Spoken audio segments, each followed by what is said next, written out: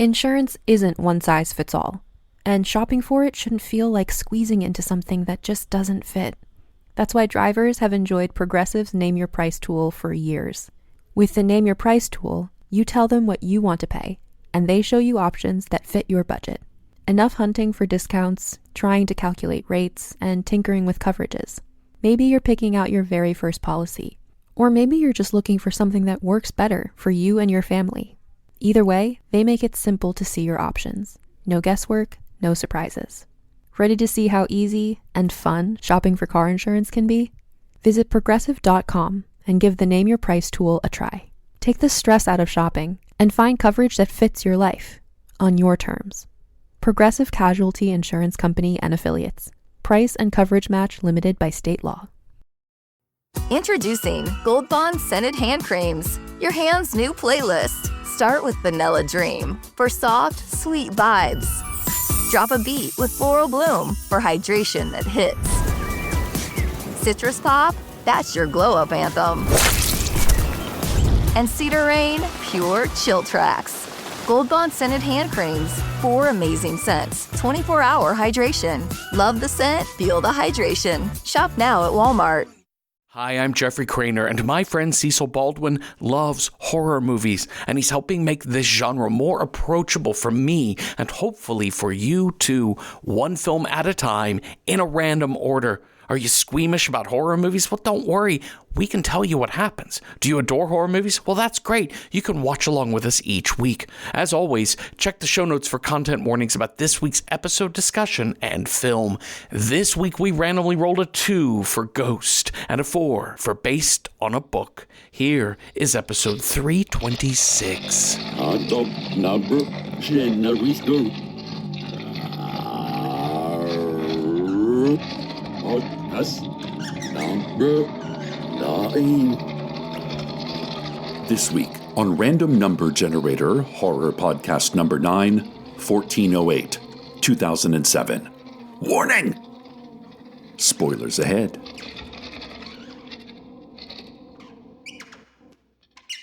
My bar for what a hotel should be isn't necessarily low, it's just very specific. I've been on the road for hundreds of shows for Welcome to Night Vale, and at least 90% of those nights have been spent in a Hilton property, most likely a Hampton Inn. When I'm being the tour manager, I don't actually like a nice hotel because everything takes longer. I want to park my own tour van, not wait for valet. I want complimentary lobby coffee. I don't care how vulgar it is.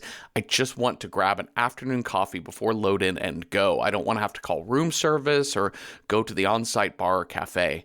I want to get in, get out, and move on. So when I go on vacation, I have to reset my brain to relearn how to relax in a hotel, to enjoy the luxuries of room service and seated breakfast. One year while on tour, we stayed at a historic hotel in downtown San Antonio. Clawfoot bathtub, a mini bar, gorgeous handcrafted oak furniture, the fancy shampoo that smells like rosemary and lavender and shit. Every detail accounted for, but there was no desk in the room. I know desks are anathema for vacation, but I'm not on vacation. I'm at work. I have to write performance reports. I have to finish accounting spreadsheets. I have to email venues. I also need to write and post Night Vale episodes and even edit this show. With a Hampton Inn, I know exactly what I'm getting every damn time. And when I'm working on tour, that is 5-star quality, baby. Anyway, I went to Rome. And I had a lovely time, and I stayed at a legit 5-star hotel. And it took about a day to remember you don't have to work on spreadsheets. You didn't drive a van here. You are responsible for nothing and nobody but your own fun, and if you talk to the staff, they'll help you with a smile. And those fuckers got me cars to places, recommended some incredible food and some walks. I had evening turn-down service that included hot tea, a robe, and slippers.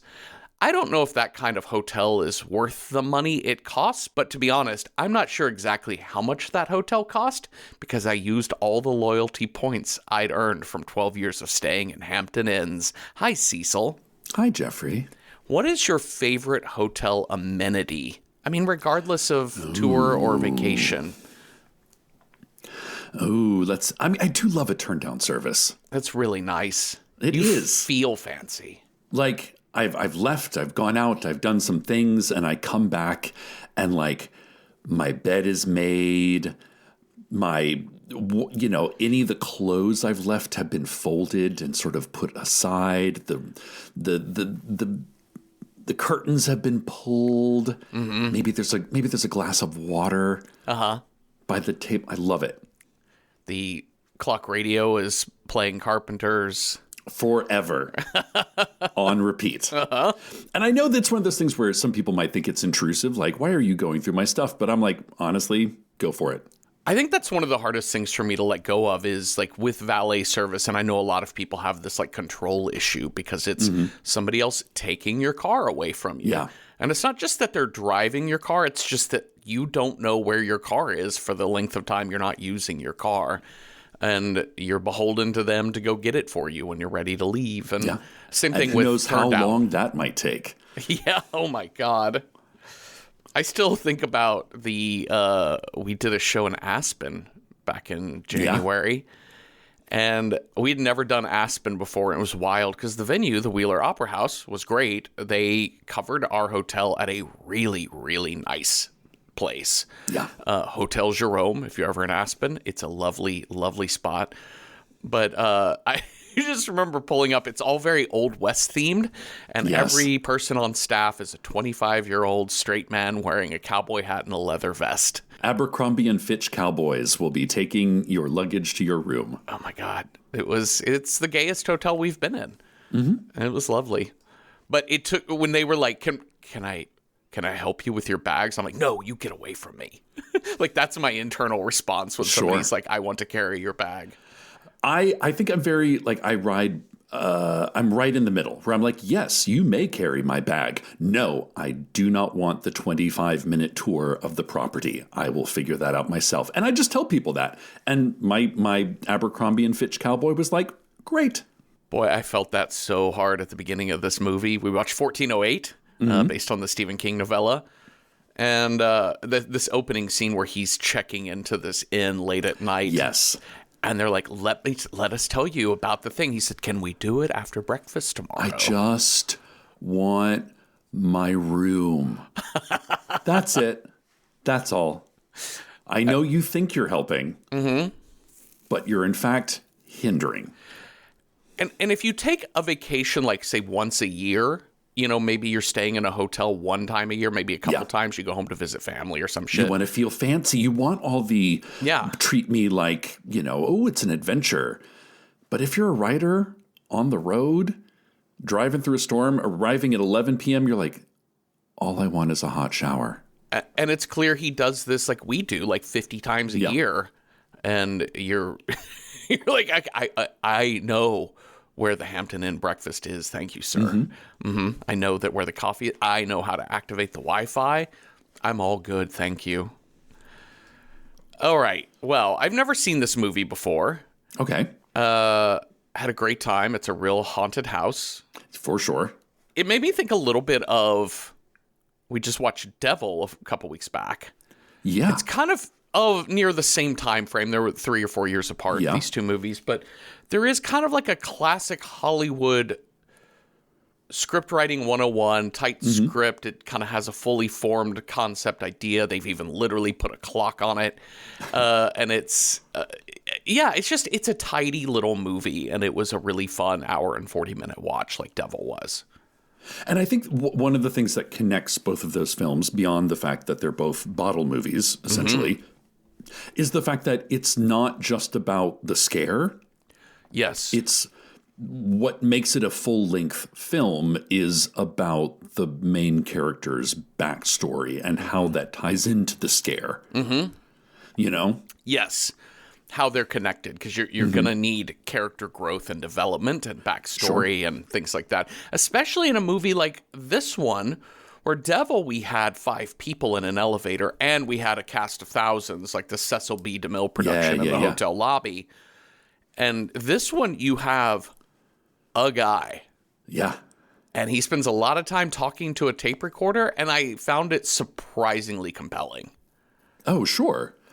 I've seen this movie, like, a lot, weirdly enough. I don't know why, I don't know how, but I have seen this movie upwards of 5 times.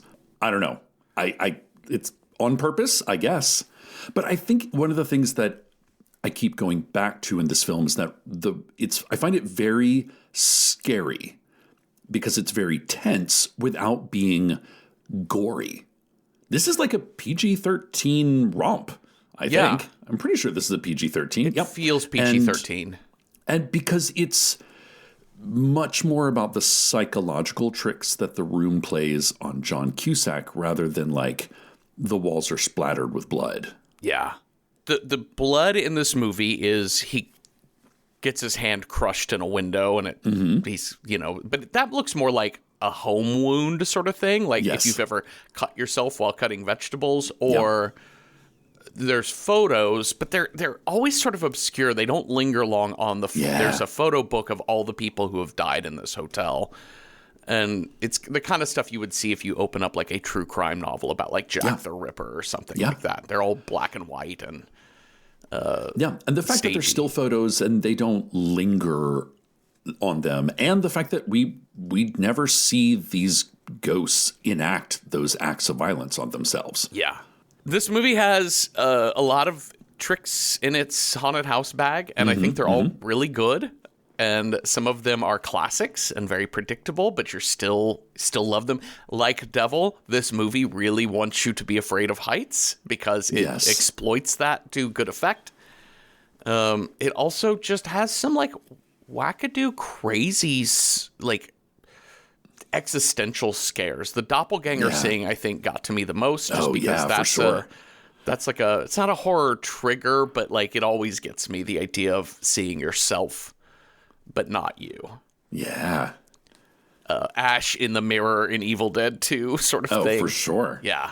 You're like me, but not me. Mm-hmm.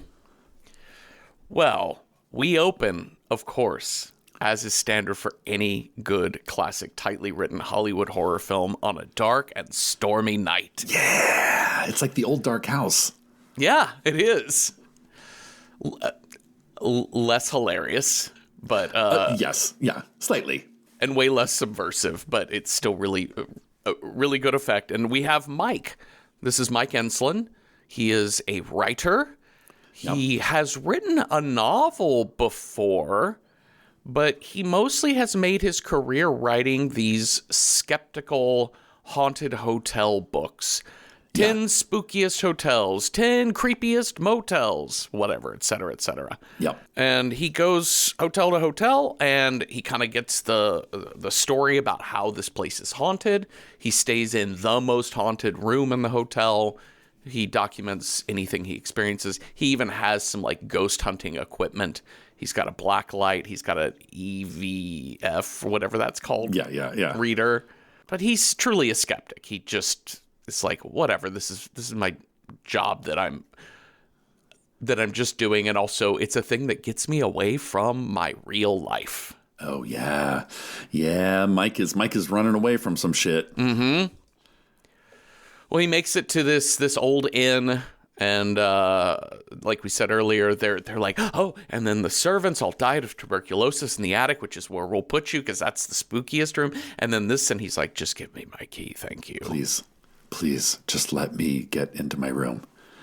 Oh, I'm so sorry. Oh, this folksy country charm. It's so funny.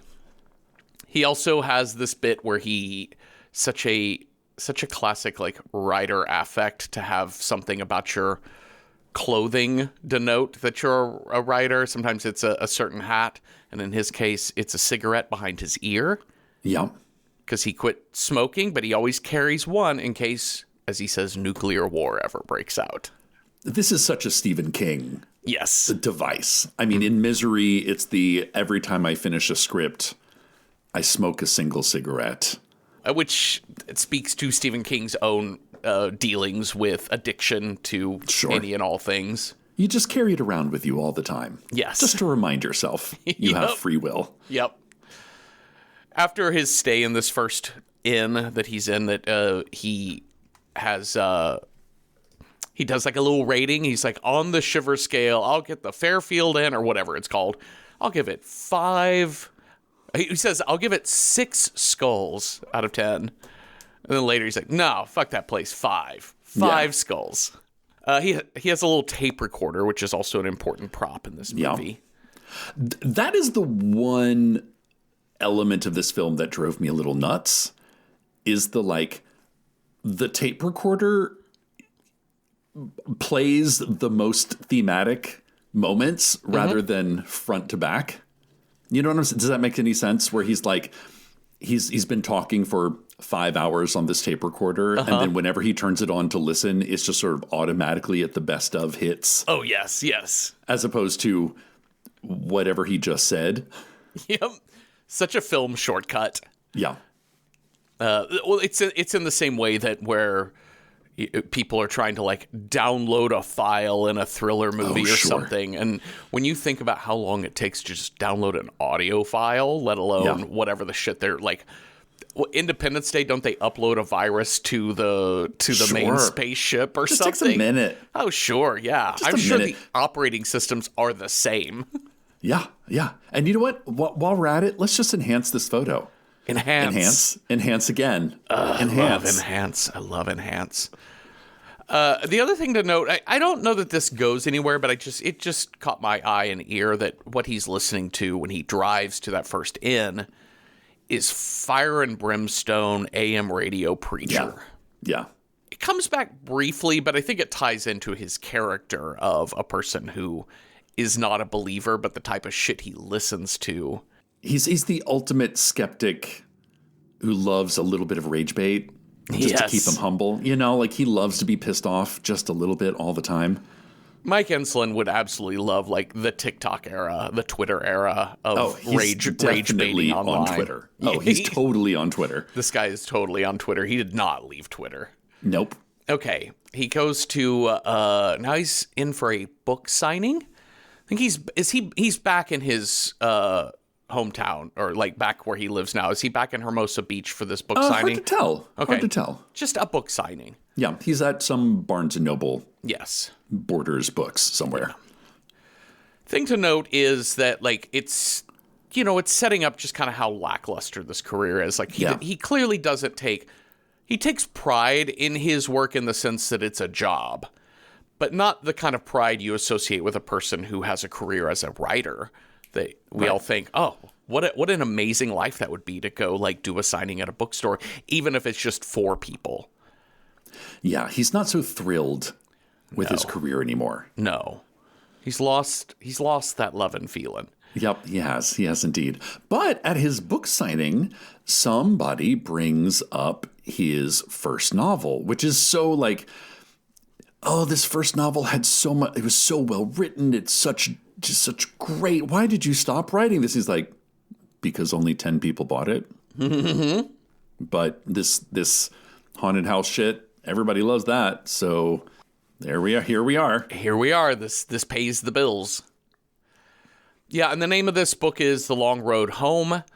The woman asks about the father-son relationship in the novel. She found it really interesting, and she says, "Is that story true?" He just goes, "No." But we are going to learn that might be true. Maybe. Maybe he has some daddy issues. So now we know he's back in Hermosa Beach. Yep. That he lives there, and he goes surfing. He's sitting up on his surfboard just taking in the day. There's an airplane flying overhead with a banner. Mm-hmm. We can't read what he says, but he's busy trying to read the banner on the back of this plane. And he gets wiped out by a wave that he's not paying attention to, washes up on the shore, coughing up water. Nothing is to come of that. Nothing's fine. This will never come back. How did he get onto the shore? I don't know. Who knows? Doesn't matter. Does not. He goes to pick up his mail at the local post office. And in it, he finds a postcard from the Dolphin Hotel at 45th and Lexington in New York City. Mm-hmm. And all it says in the text of the postcard is, "Don't enter 1408. Oh, that's cute. Those numbers add up to 13, Cecil. They do. There's a lot of 13 references in this movie. Yeah. Like a lot. Interesting. And some of them, a lot of them are very legit and done on purpose. Like the radio is set to like 1408. Oh, okay. There's a lot of them. Some people, like I was looking online, and some of them are like, there's 14 flagstone steps. I was like, okay, y'all are trying a little hard here. But I think a lot of it is intentional. Like the clock is set at a time that adds up to 13. Yeah. That sort of stuff. Yeah. So have fun with that, y'all. Looking for those. Okay, so there's some backbending logic to get him into this hotel. Because every time he calls, they're like, unavailable, unavailable. What about in June? Unavailable. So he contacts his editor, Tony Shalhoub. Just such a brief Tony Shalhoub appearance. I love Tony Shalhoub so much. Had Monk already come out? Had the TV show Monk already happened yet? 2007? It seems right. It seems about then. Because that's what I didn't look that up, but it feels like... I feel like Tony Shalhoub's a bigger star than this little role, but he gives it some weight, I suppose. No, man. Oh, my God. Back when I was living in New York, my voiceover agent also represented Tony Shalhoub. And every time, like, I saw him in the office once, I was like, well, not getting that audition, I guess. They're probably going with Tony Shalhoub on that one. That might be a good guess. Yeah. Okay, so Sam, Tony Shalhoub, his editor, hires like some big time lawyer to use civil rights legislation. Awesome. To convince the hotel to say, if you have a room available, you have to make it available. You can't. It's something about I don't know that it doesn't. The logic. This is real. This is real. This is true. This is very true. If someone requests a specific room and it's available, you have to give it to them. Yes. Like the only reason a hotel can exclude you from a room is that if it's unsafe. Like the walls are falling down kind of shit. But a ghost haunting is not legally defensible as a reason not to stay in the room. I see. Interesting. I mean, it seems the policy seems fine. It just it was just it's a way in which you sort of we have to be convinced that the hotel would let him stay in this room. We have to know that info.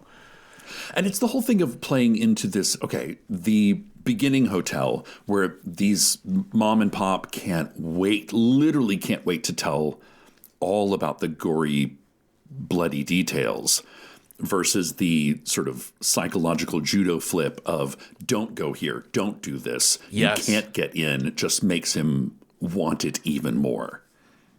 And I love that his job to this point that we sort of presume based off of kind of the opening couple of scenes is that he's lost that love and feeling for doing this work.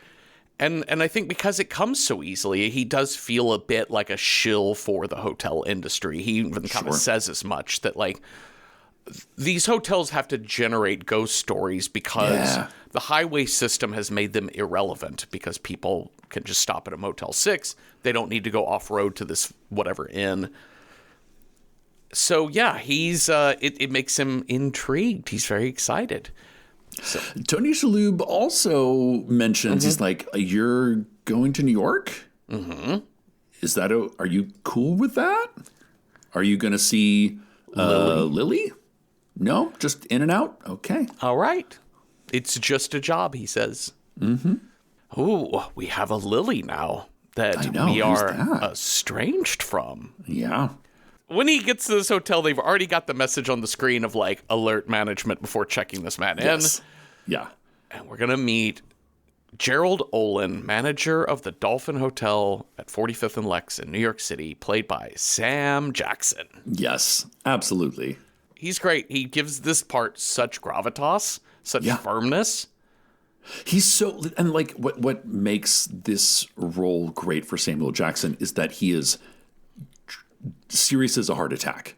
Mm-hmm. And, you know, and like we believe Samuel L. Jackson is like a rational man who, if Samuel L. Jackson said, don't do something, you'd be like, yeah, I probably shouldn't do that. Watching Sam Jackson in this movie, I thought about Nick Cage in that they're both men who have an extra, their knob goes to 11. And 11 is to go full Nick Cage or to go full Sam Jackson. Yeah. And this is Sam Jackson operating at an 8 or a 9, right? Like there's an intensity, but he doesn't go full Sam Jackson. And in movies where we get to watch Nick Cage not go full Nick Cage, it's very satisfying. But I thought about Mandy, which is a movie where Nick Cage plays it at like a 6 until there is such a point where he has to literally go full Nick Cage. Yeah. And you get to see that in action. You get to see those actors who get to dial it up to 11, and not all of them get to do that. And Sam Jackson gets to withhold a bit, and it's perfect. I also think there's something great about this character in that he is the most boss. Mm-hmm. Like, so, you know, like you were saying, Mike Enslin's whole thing is like, you know, hotels send me this info all the time and they're just looking for that bump. And he's like, no, our hotel operates at 90% capacity all the time. We're good. Yeah. We are a luxury, like, hotel, and we have, you know, listen, we're not the Carlyle, we're not the, you know, the Ritz, but we have earned our place as a tried and true New York hotel. We're good.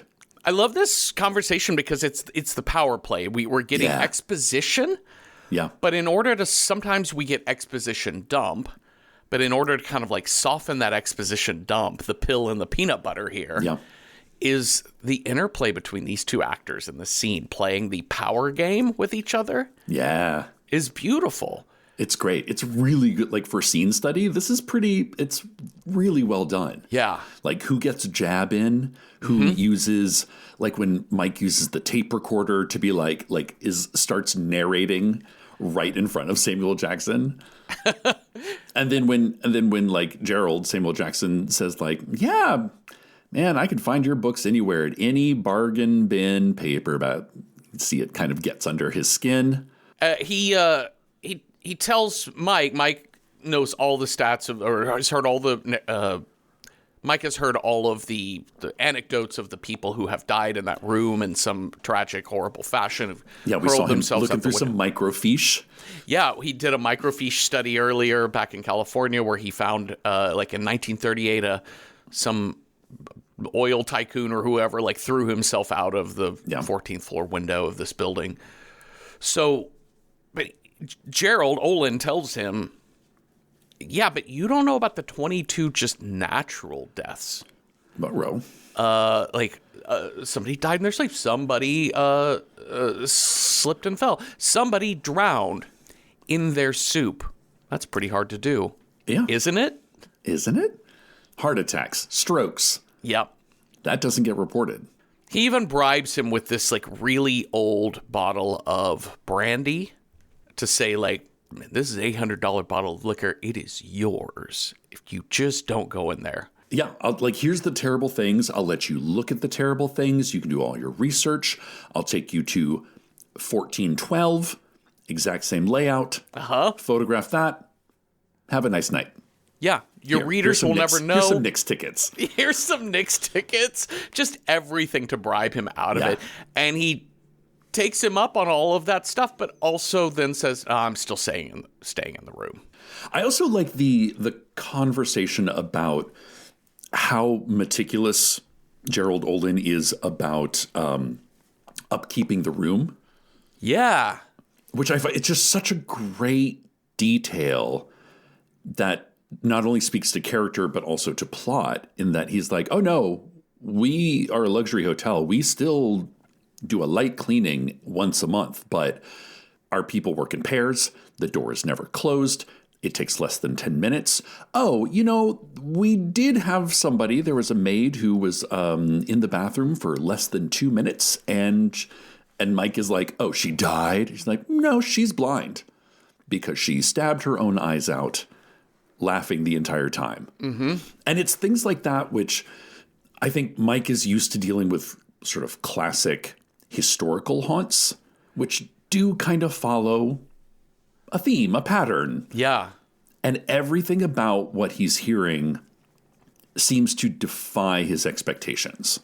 Yeah, this movie's not easily categorizable in terms of demonic or ghosty. Mm-hmm. Yeah. It kind of touches on a lot of those things. There's even kind of like a zombie element in the air ducts at one point in time. Yeah. But this last conversation he has with Olin, when Mike has got his tape recorder up and saying, oh, well, the manager here, Manager Gerald Olin, is telling me about the phantoms and whatever else. And Olin says, I didn't say anything about phantoms. Yeah. I never said phantoms. I never said ghosts. I never said any of that. And he said, well, what is it? And he says, 1408 is just an evil fucking room. I love it. It's such a Stephen King, like, nope, just evil.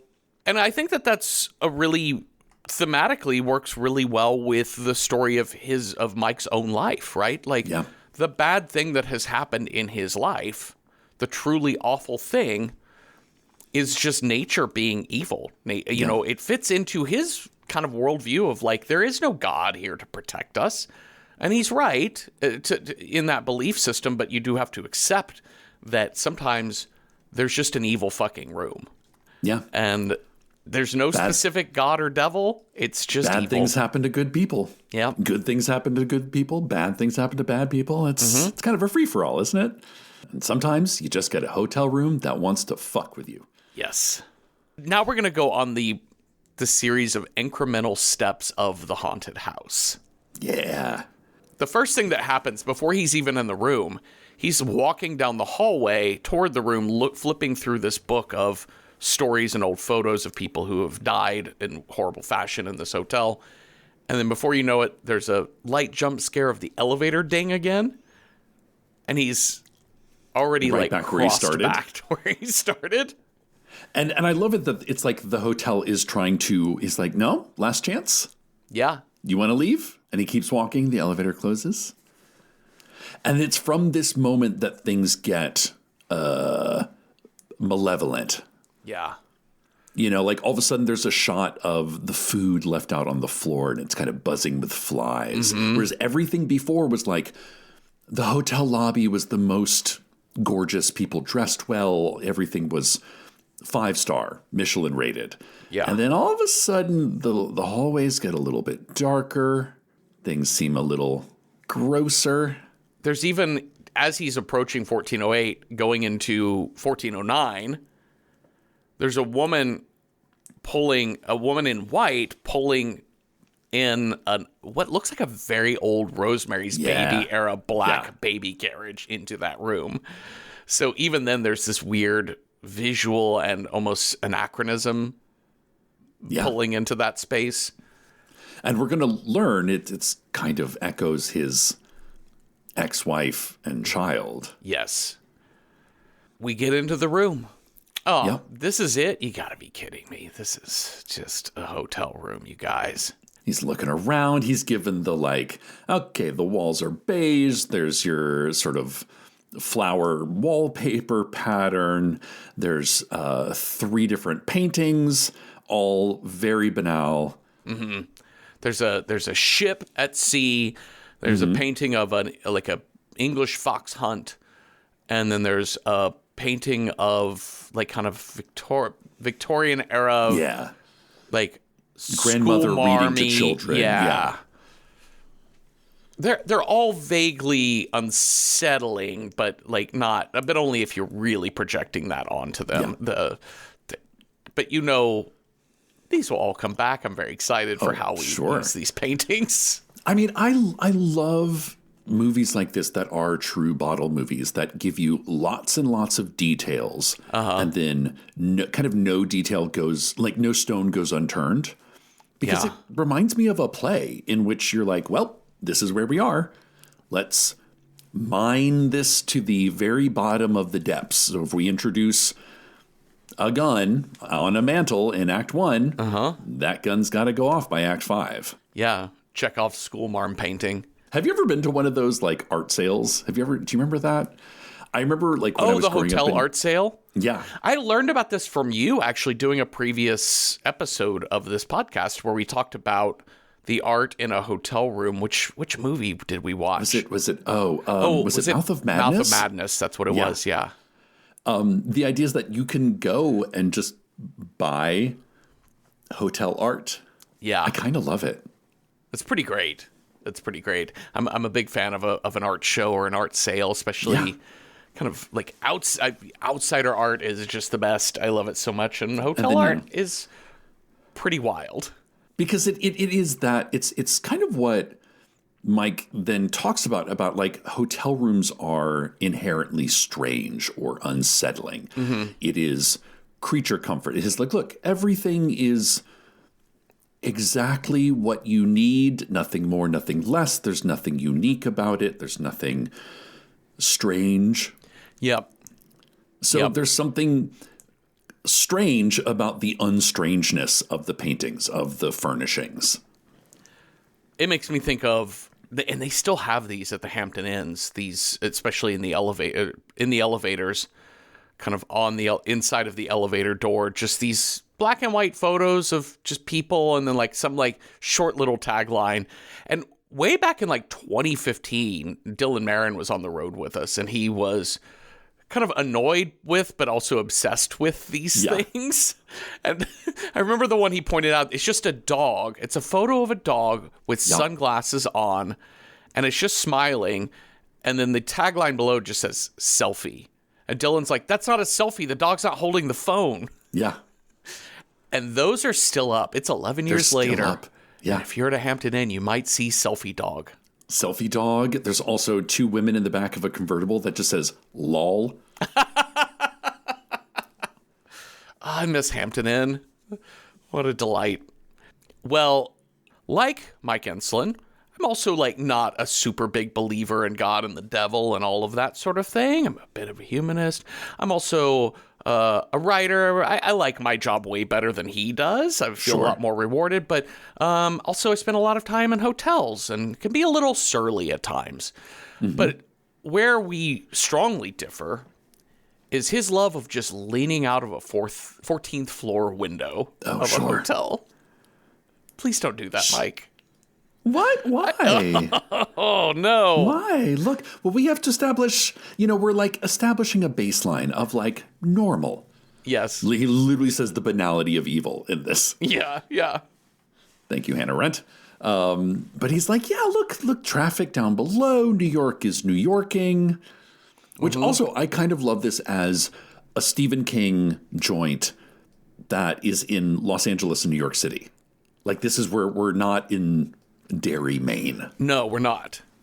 Which I think is great when, like, Stephen King kind of turns his eye elsewhere in America. This is his, big city scares. Agreed. And he also kind of, and because he doesn't have to move around New York City, he can kind of he knows New York City really well when it's a nice hotel room on the 14th floor. Yeah. And he gets it. He gets the sound. This movie gets the sound of New York City. It gets the look of New York City. But thankfully, he doesn't have to like traipse around Queens or some shit, because who knows what's going to happen there.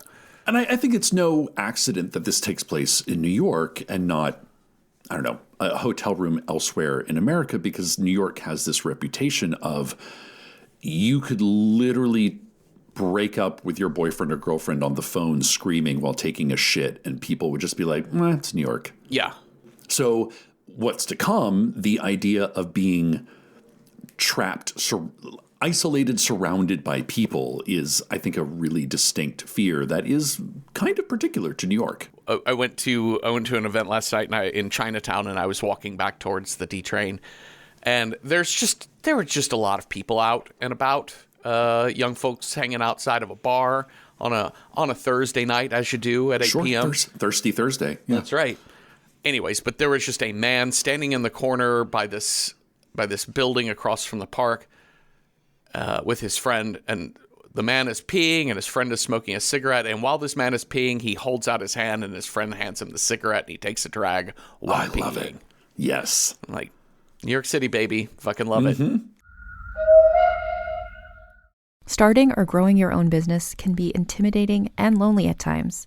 Your to-do list may feel endless with new tasks, and lists can easily begin to overrun your life. So finding the right tool that not only helps you out, but simplifies everything as a built-in business partner can be a game changer. For millions of businesses, that tool is Shopify. Shopify is the commerce platform behind millions of businesses around the world and 10% of all e-commerce in the US. From household names like Gymshark, Rare Beauty, and Heinz, to brands just getting started.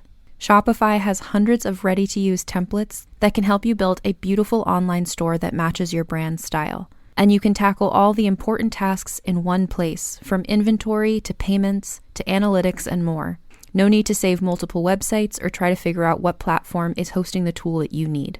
And if people haven't heard about your brand, you can get the word out like you have a marketing team behind you, with easy-to-run email and social media campaigns to reach customers wherever they're scrolling or strolling. Start your business today with the industry's best business partner, Shopify, and start hearing. Sign up for your $1 per month trial today at shopify.com/realm. Go to shopify.com/realm. That's shopify.com/realm. Study and play come together on a Windows 11 PC. And for a limited time, college students get the best of both worlds. Get the Unreal College Deal. Everything you need to study and play with select Windows 11 PCs. Eligible students get a year of Microsoft 365 Premium and a year of Xbox Game Pass Ultimate with a custom color Xbox wireless controller. Learn more at windows.com/student offer. While supplies last. Ends June 30th. Terms at aka.ms/collegepc. Okay, so he's poking his head out the window, looking down at the city, narrating about just how bland everything is. When jump scare, the Carpenters, we've only just begun. Uh-oh. Blasts on that clock radio, and he bangs his head, and he looks back, and the bed he had been laying on for a while is neatly made with 2 mints on the pillow. Uh-oh. Well, how did they do that? Wow. He's like, they must be in the bathroom. Yeah. Where he notices that earlier he had taken a little strip of toilet paper to blow his nose or something. And when the room is already a little bit hot, so he sort of dabs perspiration. That's right. That's what it was. So it's real subtle, but it's literally just beginning. Yeah, we've only just begun. And when he goes back into the bathroom thinking, oh, there's got to be someone in this room with me doing this trick, Olin is really playing this up. He's a great band leader here. When he gets back in there, he finds that the toilet has reset with a little perfectly folded triangle. Oh. Wow.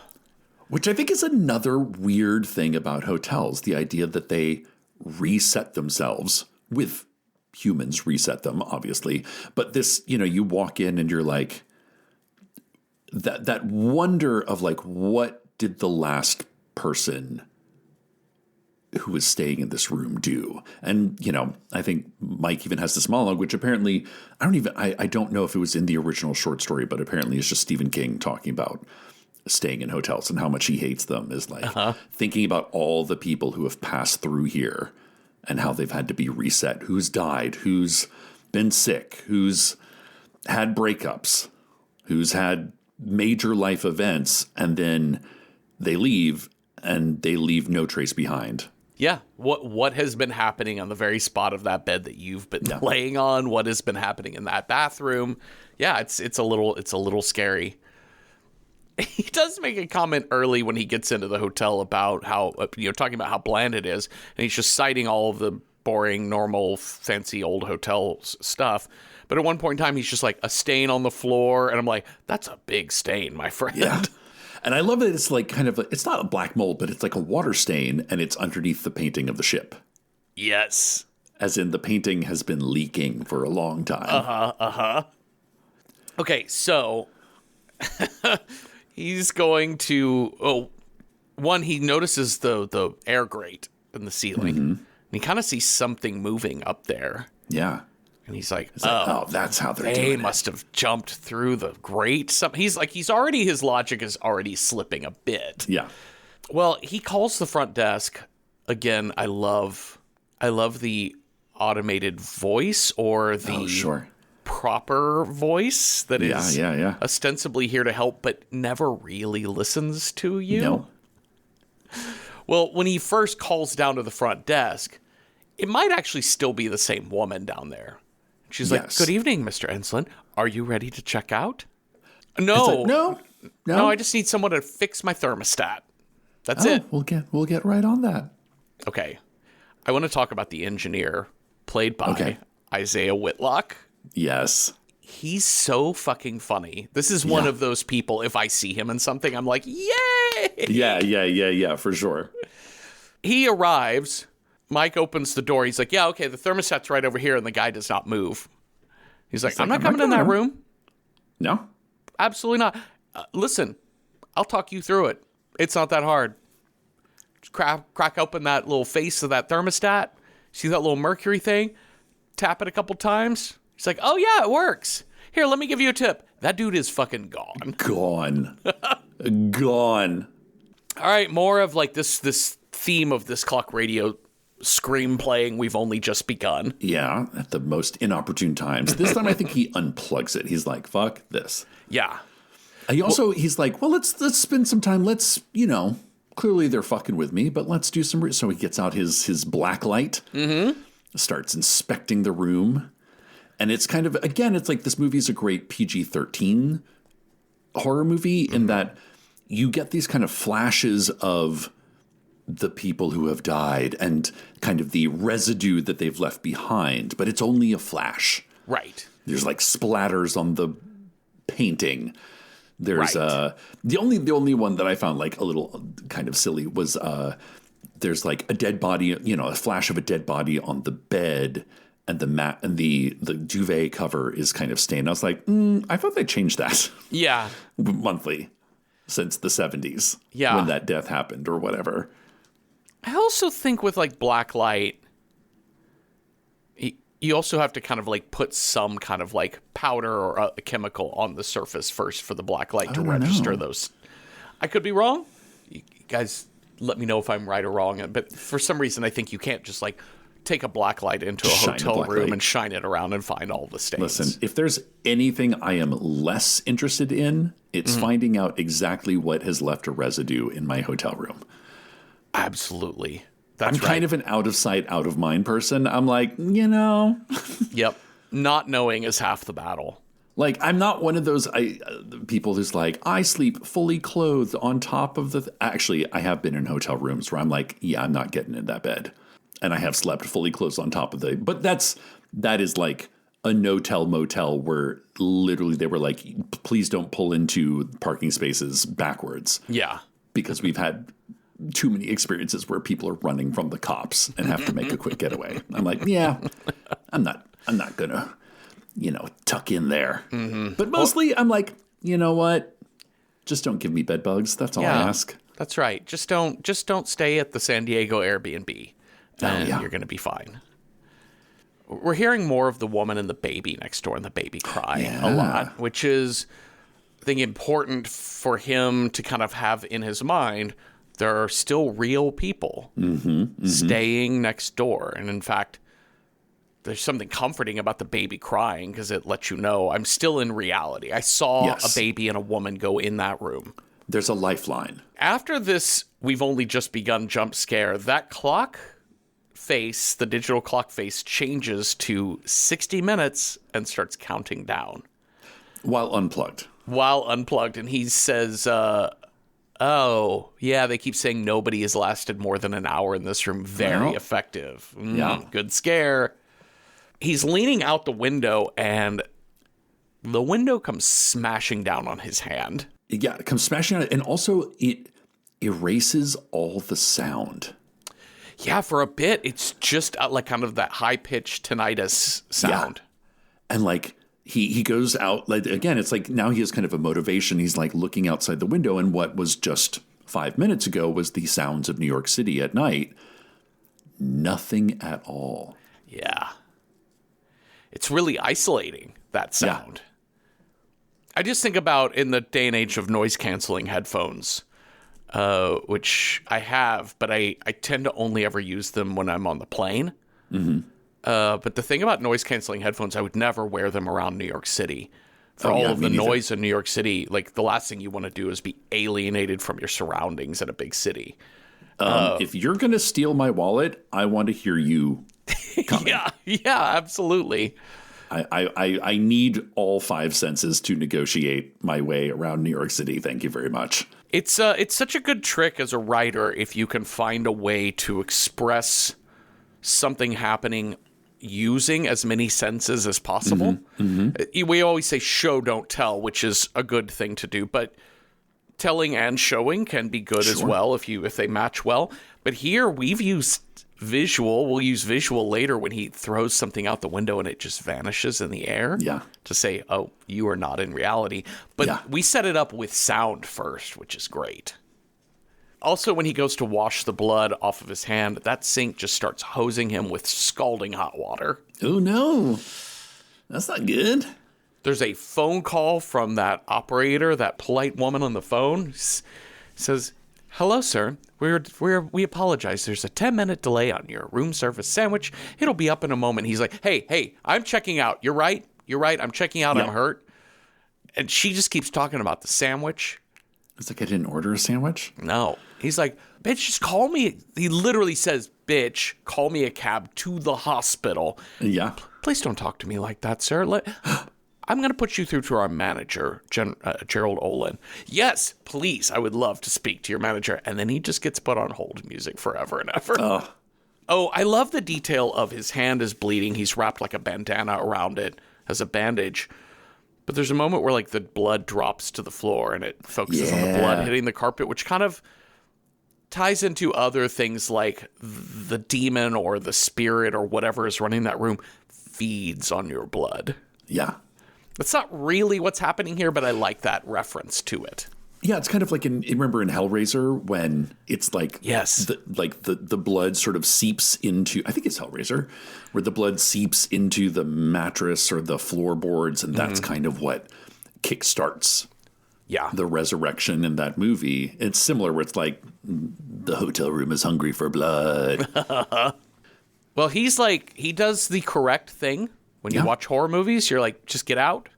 And he says, I'm getting out. This isn't worth it. I've been injured. I don't like this. This sucks.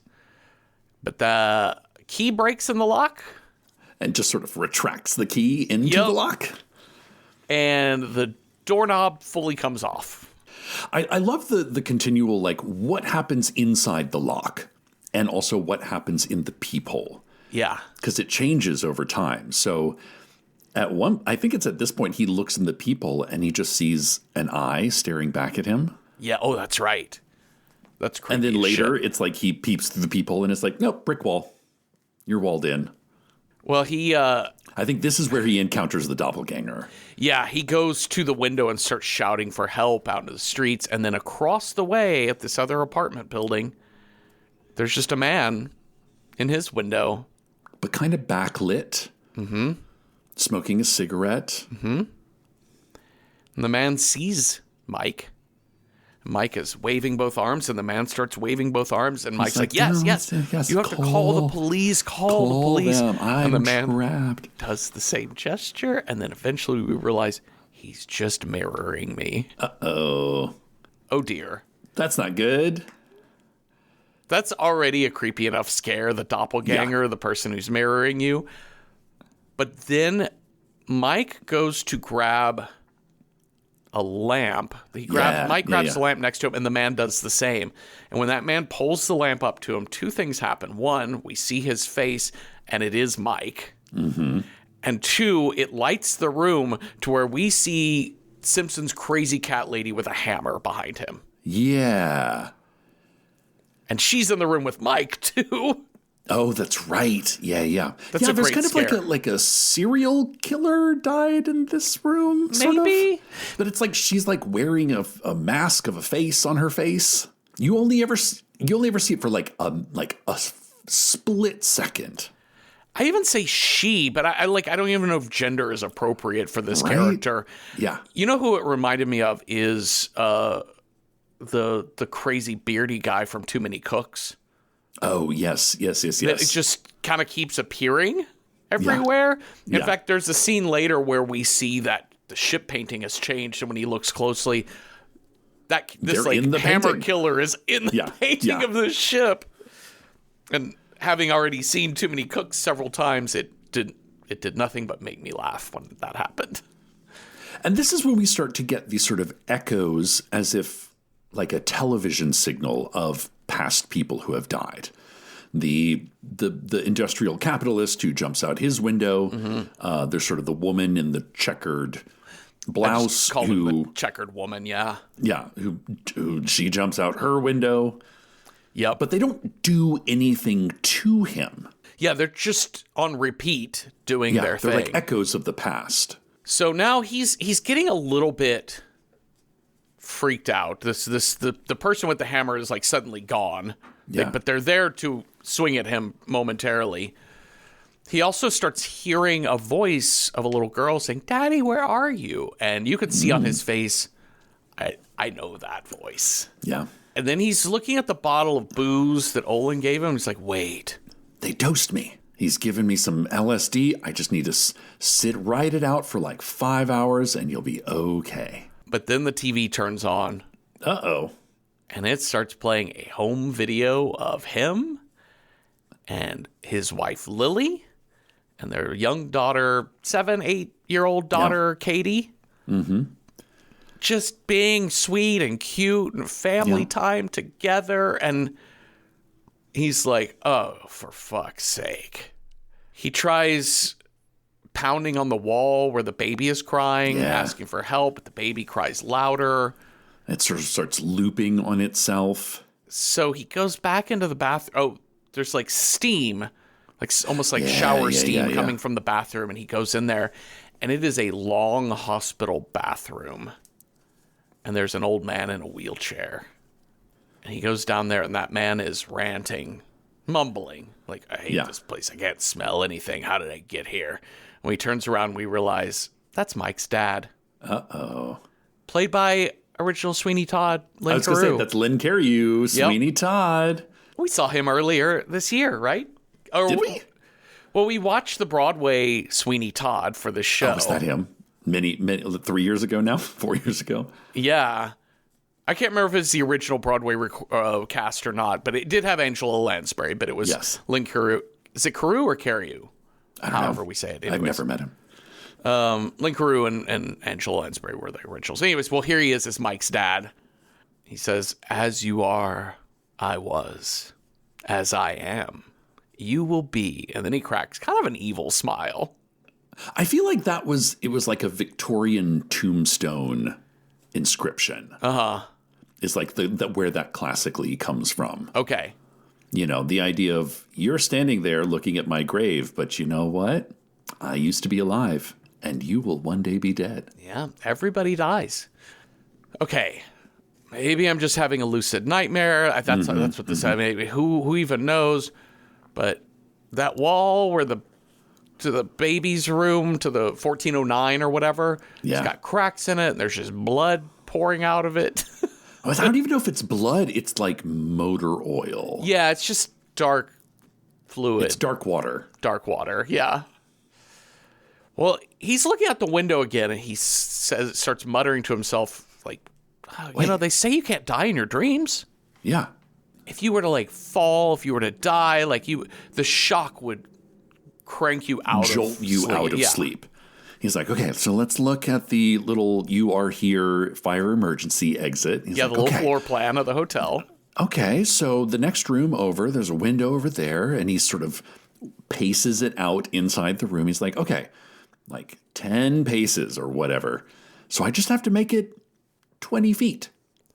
And then I can just, tap on some random person's window on the 14th floor, and they'll totally let me in.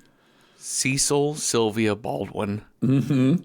What in the hell of bad ideas is this? I mean, because even let's just skip the part where you're like hugging the side of a building on a 5-inch little brick edging.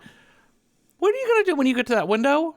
Just wave. Just wave? Yeah. No. You wave and then you pull out $100 bill and you're like, You're going to break that window? Yeah. How? By kicking it, the force of which sends you flying backward? No. What is going to happen? What is the plan? It's like the cat when it wants to run out the front door. You're like, what is your plan beyond this? You just want to see if you can do it. Yeah. And then the ghost baby's going to let him in. That's right. Which I think is also another Stephen King, was like another short story of his, was like the person who had to sort of walk all the way around a building on the ledge for a bet.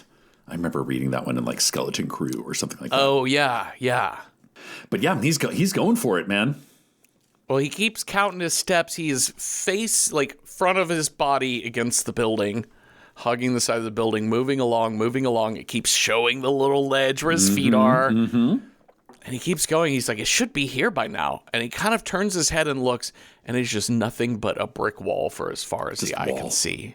And then we get like our first sort of looking at the hotel room from a distance. Mm-hmm. And it is nothing but wall.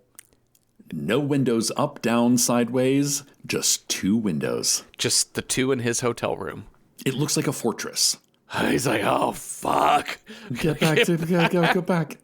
Backtrack. He gets back to that room, and jump scare checkered shirt lady is coming right at him. But she's not aiming for him. No, she's just doing her thing. On loop thing. I want to do, not at 14 floors up. Mm-hmm. But I would love the challenge of, maybe you're just 8 feet off the ground, I want you just, if you have a ledge that you can just hold on to with just your fingertips, 1, how long can you just hang there?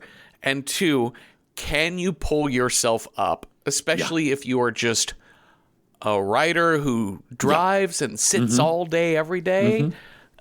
Well, he does. He pulls himself fully back up and into that hotel room. Like on a 5-inch ledge. No, you're not able to swing your body, get any momentum going. Just straight up, just fucking Sylvester Stallone and pull yourself on up. I bet there are men at the NFL scouting combine that cannot do this. Just with nothing but finger strength. That's right. Finger strength is beyond a recognition. Okay, so he gets back in the hotel. He listens back to his tapes. As you said earlier, he presses rewind, and then he's right back where the information he needs. He hears himself saying when he first came in, strangely, the bedroom has no window. Yeah. Uh-oh. Well, wait, I didn't say that. Where was I just now? Yeah. So he hears the baby next door, and he hears someone talking. And I think he identifies her as it sounds like Lily in the other room. Is that what's happening here? I don't remember that. Okay. Skip that then. What's more important plot-wise is that the thermostat has hit 40 degrees. It's starting to get really cold. Uh-huh. And this is, I think, also when he goes for the computer, which I love that it's this room won't let me out, but the Wi-Fi, totally connected. This is so crazy because 2007 is a very interesting year in our on the timeline of computer Wi-Fi technology. Mm-hmm. It's a weird transitional year because the next 4 years are going to just change drastically. Yeah. Shit, I remember the first time we went to Europe in 2014 for Night Vale. None of us had a data plan because it was prohibitively expensive to buy cellular data in Europe. And the next year we went back and it was so affordable that we all just had Google Maps pulled up. We had no problem. Nobody was getting lost 2 blocks from the hotel in Amsterdam, et cetera, et cetera.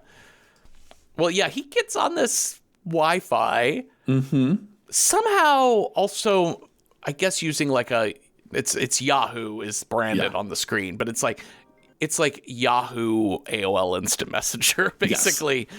But he gets a video call with Lily, and this conversation is maddening. Yeah. Lily, call the cops. I'm in danger. Oh, you're in New York? Oh, you thought you'd just come to the city and not give me a call? Lily. No, really, I'm trapped in a hotel. And I love that, you see his image in the lower, and it's very distorted face. Mm-hmm. She's like, I can barely hear you. Wait, what? And then she takes another call. She fully is whatever, dude.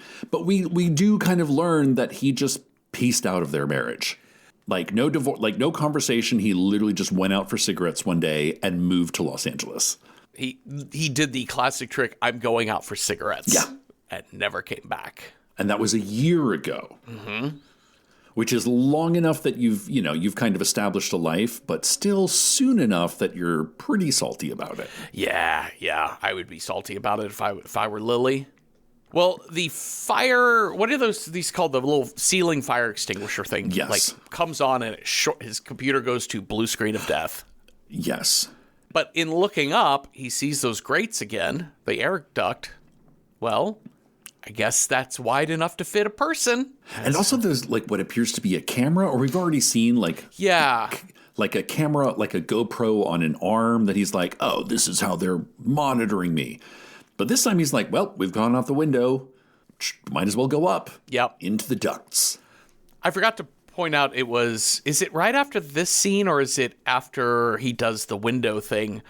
I think it's after he gets back in from the window excursion. He goes back to the fire floor plan map and everything is blacked out except his room, which is a funny gag by this evil hotel room. Just, you are here. Well, he gets in that air duct. We get some roaches, gross. Yeah. He goes crawling through. He looks down into 1409, sees a woman holding a crying baby. Okay. It sounds like Lily, and she hears this woman say, Mike, can you come help me with this? Yeah. He's like, what the fuck? And he hears his own voice. But not before he's attacked by a mummy. Yeah. A dust zombie. Dust zombie mummy type of thing starts crawling at him. He like kicks its head apart and falls back into his own room. It's like, well, won't be doing that again. He's kind of where I am now. This is where we're back to Mike and I being similar. He's like, you know what? I just want a drink. Mm-hmm. And he goes to that mini fridge with all the expensive booze in it, and he cracks it open, and it's not just empty of booze, but in the background of this fridge is Gerald Olin. This is so crazy. It's like he's in like a little diorama of the office. How's your stay? How's it going? And there's like, I don't know, it's very Alice in Wonderland, this of like little tiny Gerald Olin in his little diorama world is talking to big giant Mike Enslin. But then also the camera does like a cool thing where like Olin walks forward and the camera pans around. And he's normal size. Yeah, the perspectives here are really fascinating. Mm. But it also does give us that shot, kind of like it did with the windows on the outside of the hotel, where we see it from his point of view, but then there's a wider shot. Because he gets so freaked out. He's screaming, "What do you want from me?" And Olin, and he just starts tearing the fridge apart. And now it's empty. Back to being a normal fridge. But when we see the wide shot from behind him, we see him just throwing bottles everywhere, like it's a fully stocked fridge. So I think this is a good point. Now that we've had our kind of pretty much our final little conversation with Olin, is who do you think sent the postcard? It's a great question. I think in looking up stuff online, I think there's people are of two camps. One is the hotel room sent the postcard. Sort of hence the flowery script. You know, the idea is the hotel's hungry and Olin has shut it off and it wants food. Yeah. So it's like, I'm going to pick on this guy. Yeah. That 1408 just gets on Google and looks up tortured writers that That's are, it. It's like, oh yeah, this guy, this is great.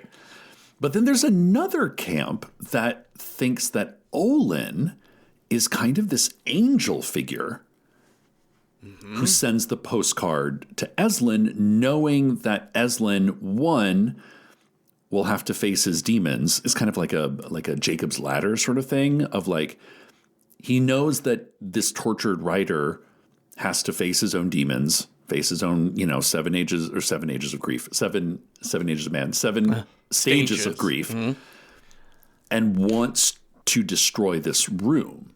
Right. So he's like the angel that's sort of assigned to keep an eye on this malevolent thing. Well, he's not doing well. No. He's freaked out on this thing. He sits down and he's like, I give up. He grabs that Bible he found he's like, I'm just going to sit and read this fucking Bible until this all goes away. Oh no, the Bible's empty. The Bible's just blank pages. And we get a flashback to Katie, Lily, and Mike in the hospital.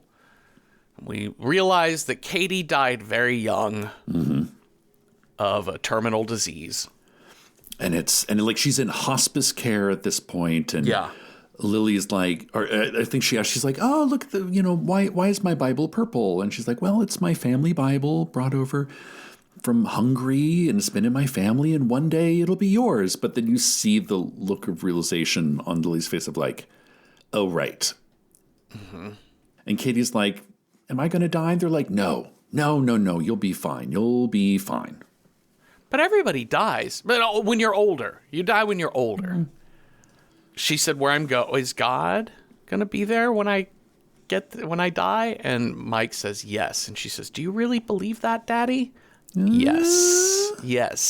He does say yes. Yeah. But then the afterword of it, after she's clearly dead in this flashback, it's him and Lily arguing. He's being like, we should have done more. We could have instilled her with the will to fight further and fight on and on instead of filling her head with the Jesus garbage. Yeah. Puffy clouds and all that sort of stuff. I'm going to go get some cigarettes and then move to Hermosa Beach, California. Right? Damn. I love this scare from the hotel when he hears something in the closet and there's a fax machine in the closet. Yeah. And it faxes him his daughter's dress. Not a photo, not a photocopy. Nope. The actual dress comes out of this fax machine. Like a pasta machine. This room is cruel. Yeah. Again, it's not just generically evil. It is specifically evil. Yeah. Which makes so much sense is like this all-knowing entity of this room. If it was just like, ooh, spooky things, you kind of figure, oh, I can just sit in the corner here and just be like, oh no, another ghost. Uh-huh. That sucks. But because it is very specifically towards him, again, like Devil, where it's not just there's an evil devil in the elevator. It is like, no, we know all your backstories, and we're going to like psychologically judo leverage that against you. It just makes for a better story, and it also sort of turns it from a short story into a full-length film. We're down to like 0 degrees and snowing in this hotel room. I love it. I love like the change of environment. Because so we've had normal hotel room. We've had, at one point, I think we've had walled in hotel room, which in like all the lights are like very cold, white top down lighting. Now it's snowy, frosty hotel. And he's built a little fire where he's burning the empty Bible and the photo book that Olin gave him and a deck of cards and just huddled around this fire wrapped in blankets. And it's funny that he recognizes, because you talk about like the 7 stages of grief, right? But he keeps recognizing it as the 9 layers of hell. And he's so busy thinking about refuting this notion of God and heaven and hell that he's not just looking, because he's not a humanist, he's just anti-religion. He's not actually thinking about self. He's not thinking about how you heal yourself. He's just thinking about what's wrong with the world, not how to heal. So he doesn't recognize these are mirroring the stages of grief as opposed to the levels of hell. Well, he then sees a flicker from that laptop, and Lily is back on there. And you're like, Mike, are you there? You freaked me out with your call. I'm like 15 minutes from the hotel, but I already called the cops. They say they're at the hotel now. They're in room 1408, and it's empty. Where are you? And this is the most I think this for me, again, the doppelganger, but this is even more fucked up, is that his little faded ghostly figure all of a sudden turns very crystal clear. John Cusack face is like, Lily, I love you so much. You should totally come to room 1408. Yes, baby, I need you. Meanwhile, like, Eslin is like slamming the laptop, just being like, no, don't come. And then his doppelganger, like, she hangs up and doppelganger looks at him and just smiles. Leave her out of this. Well, the paintings this is where they all go crazy. Like all the hounds grow like big fangs and there's like attacking the person. Yeah. The ship is now in tatters. Hammer lady is on the ship like too many cooks, which is cracking me up. But there's water now coming in from behind the painting. And then there's suddenly just a burst of water into the hotel room. Now wet hotel. And he is drowning and sinking with the ship. The actual ship is in the water with him now. But he looks up and sees like a glimmer of sunlight at the top of the water and a surfboard. And he swims up to it. And before we know it, he's sloshed around in the water and he is lying back on that beach in California, coughing up water. Lifeguard being like, bro, you okay? You can still see the little airplane go by. That's like health, like call Insurance. auto insurance. Yeah. Call 1-800-1408. Yep. But he's out, Jeffrey. He's out. He's in a hospital in California. Lily is there. He's like, you came all the way to California for me? She's like, well, I'm still listed as your next of kin. Yeah. And he's like, so I'm not in New York. I'm out. No. I'm out. No. I was trapped in the Dolphin Hotel. She's like, I work in Midtown. I don't know where that is. And he's like, Yeah. At 45th and Lexington. I've never heard of it. Listen, just rest. They go to a nice dinner. She's like, yeah. Like, clearly he's related the entire story. And she's like, okay. I think your dream. That's a crazy dream. But you know what? You're all better now. I do like this dynamic where you can kind of see Mary McCormick, the actor playing Lily, is the way she's processing what he says is really fascinating. Because it's the face of someone who's like, I want this relationship to work. Yeah. I kind of need this relationship to work because it is this relationship. We both went through something together, and it would be very helpful for me to process my own grief with the person who went through it with me. But the way he's talking to her is so kind of oblivious of her. Yeah. Because he's saying, like, she was in that hotel room with me. Like, do you know what it's like to, like, hear your daughter's voice and to, like, be able to hold her and see her? And she's like, yeah. I feel her every night. I go to sleep. I dream of our daughter. And she says, why don't you write about this? Like, maybe that's a way for you to work through this and to write good books again. He's like, you're a braver person than me. There's also a moment where he looks up in this restaurant and he sees a woman that's wearing it's the checkered shirt woman from the hotel, but she's just like a guest walking to the bathroom or a server. She's like a waitress. Or something. Yeah. Yeah. But then he looks back and it's same shirt, different person. He goes back to the library and finds that article about the man who hurled himself out of this building, but he finds the same article, but it was this like industrial baron of steel or whatever that he jumped from a bridge, not from this hotel. Oh. So the hotel doesn't exist. Yep. Okay. He looks back at his little notepad, all empty. I'm glad they didn't do this because this should be a 90 to 100 minute movie, which it is. Yeah. But I think in a novel form, it would be really fascinating to play the trick with the audience of letting this go on for way longer than just the montage we get. Oh, yeah. Because it needs breadth. It needs length of time to really sell this false ending. Mm-hmm. Because I've already clocked that it's a false ending, but we need the repetition of him imagining things, thinking he's imagining seeing stuff from the hotel. But I love the fact that what it's telling us, I would love to have felt it more, but what it's telling us is he was in this like dream state for a long time because he writes an entire fucking book about this experience. He writes the book. He tells the story of the hotel and his life and with Lily, and he's like atoning with himself, maybe not with Lily, but with himself. He's coming to terms with it, writes the book, goes to the Hermosa Beach post office to mail it, and the man at the front desk is a guy that he remembers seeing at the hotel when he first checked in.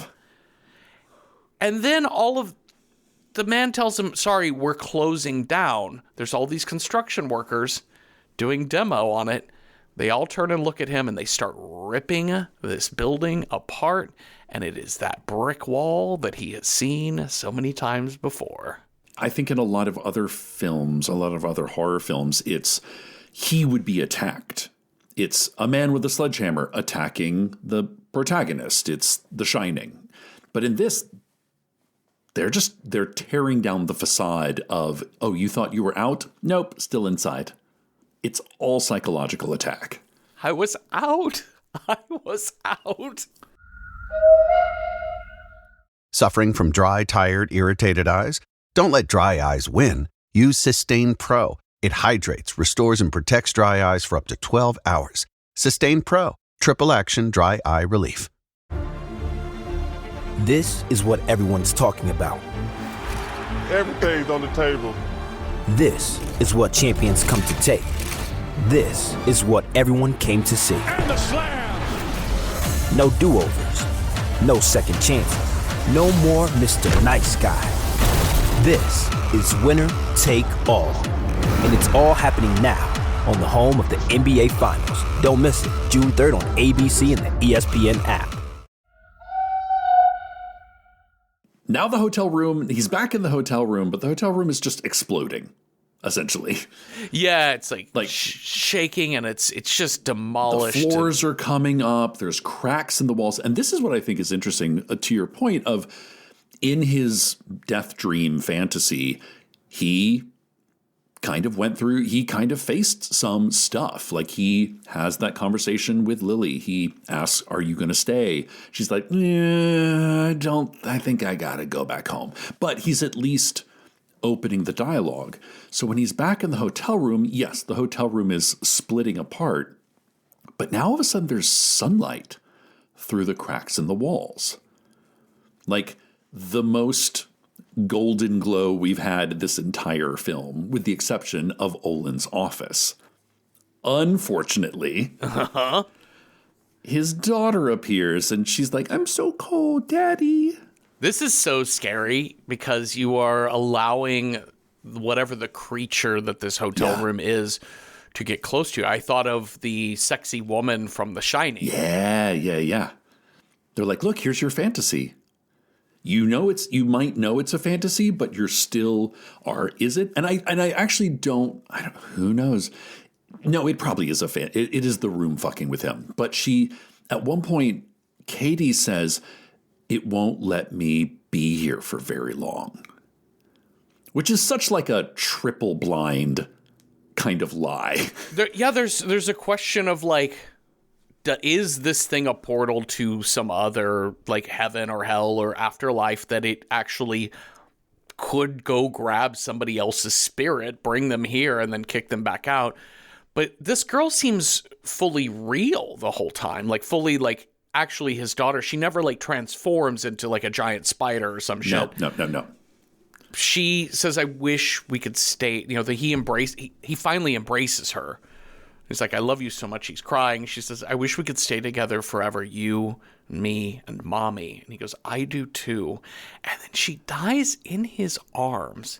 Yeah. And this is one of the meanest horror movie villain actions I've ever seen. Because American films, we don't kill the kid very often. Yeah. And I know when we saw, like, When Evil Lurks, there's a woman eating a child's brain. Yeah.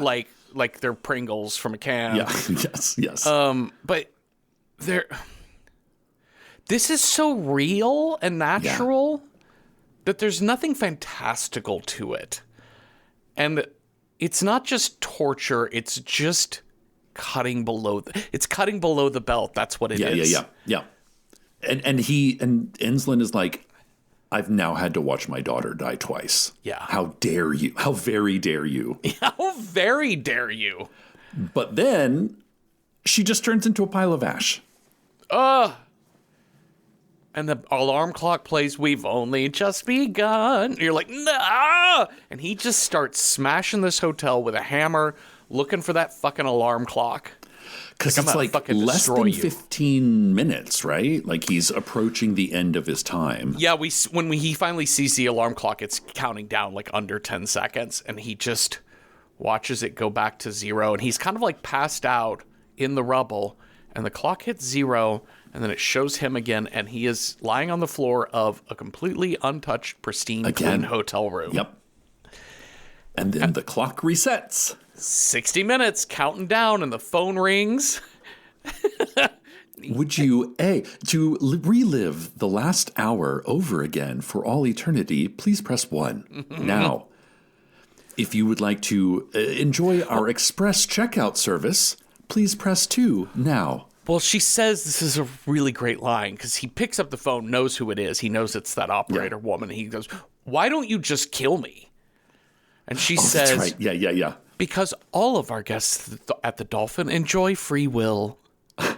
You can choose to relive this hour over and over, or take advantage of express checkout." And it shows him in every room, there's just a noose hanging. Yeah. In fact, his reflection is no longer in the mirror. Oh, yeah. And then while he's on this phone call, suddenly he appears in the mirror hanging himself. And then the voice says, "By the way, your wife is almost here. We'll send her right up when she arrives." No, you cannot have her. Oh, this is now that we're kind of in the final ending here.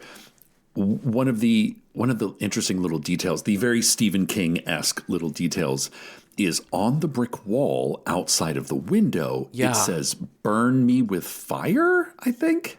Oh, that's right. Which is kind of interesting because it's like this foreshadowing of what this ending is. Yeah, what does that messaging mean?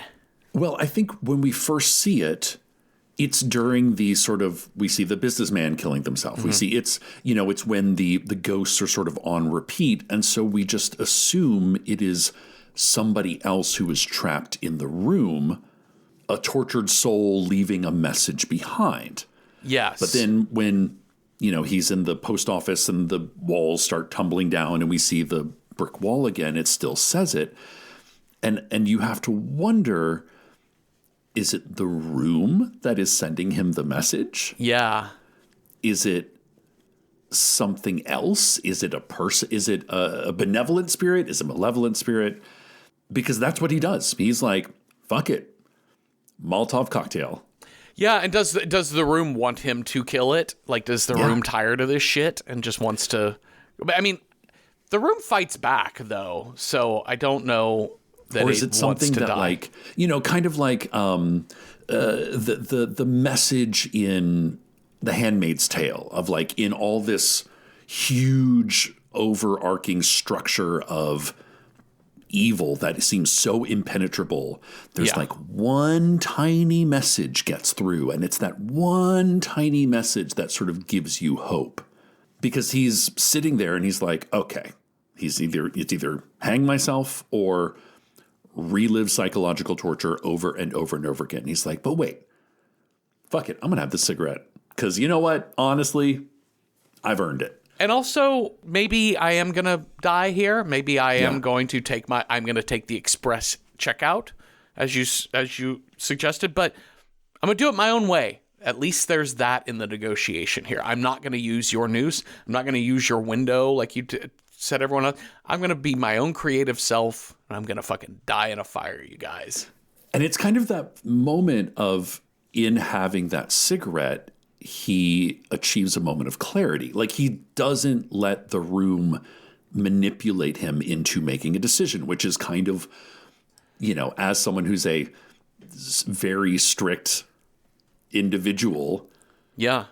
He's been led by the nose the entire time, literally from room to room to room. And he's like, you know what? Fuck it.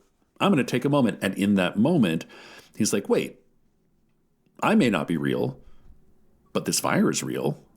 In this dream, in this death dream, in this time loop, I have more control over the elements than the room wants me to think I do. Yeah. Yeah. So if I'm going, you're coming with me.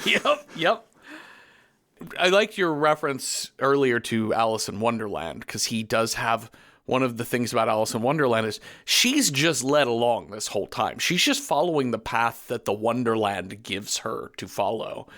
And she doesn't get to have a lot of agency. And he hasn't had a lot of agency in this movie. And here's the point where he does choose his own agency. And he is no longer allowing himself to be thwarted by his own anger, because usually it's his frustration comes immediately to the surface. And so he wants to engage in every fight that the hotel engages with him.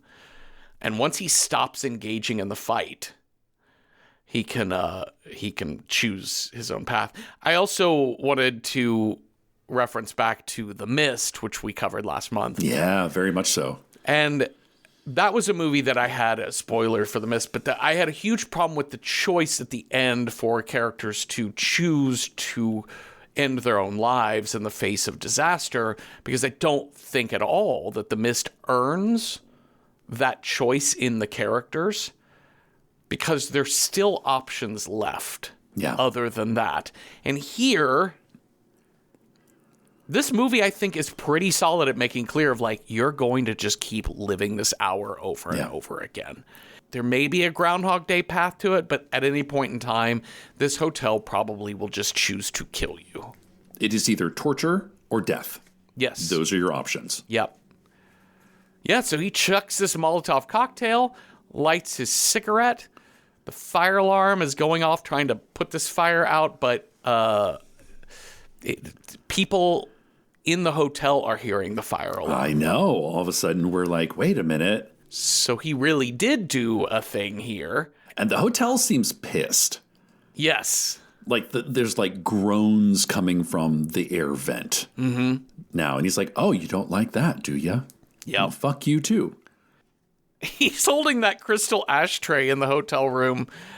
And I like that he says, he starts doing his normal bit where he's like into his tape recorder of saying, like, well, it says this and kind of bland, but like it certainly would never stay here again, but it ups the spook. So on the what does he call it? The shiver scale, I'm going to give the dolphin 10 skulls. 10 out of 10. And 10 out of 10. And he chucks that ashtray through the window, which I think causes backdraft, the change in like pressure, oxygen to come in, and that fire just explodes outwards from the window, which causes the fire department down below to see that's where we got to get to.